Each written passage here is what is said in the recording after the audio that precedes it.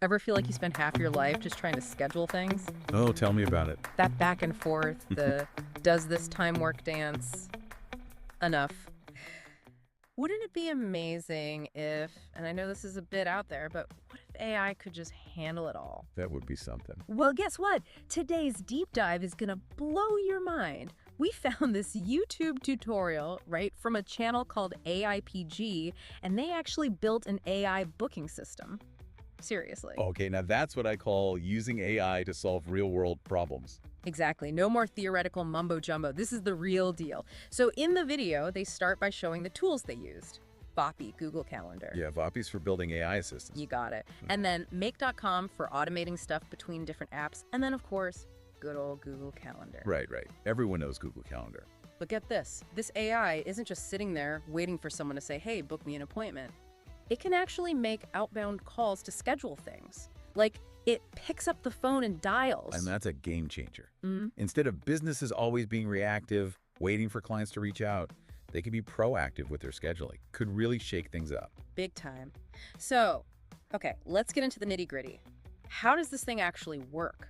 So they show how the AI connects to like a customer database. It pulls all the info and then uses these things called webhooks. Webhooks. Yeah, basically they're like little automated messages that trigger actions when something happens. So say a client requests a meeting, boom, webhook tells the AI to check the calendar for open slots. So everything's got to be connected, and those instructions have got to be crystal clear. That's where make.com comes in, right? You know it. The video really stressed how important it is to lay out all the steps and logic in make.com.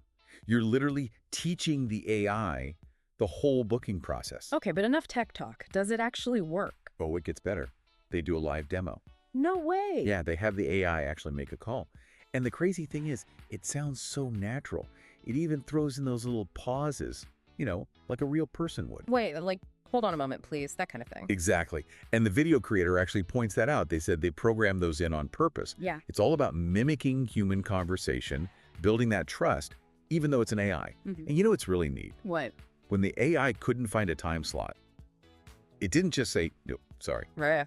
It offered an alternative, like super smoothly. Wow. Right.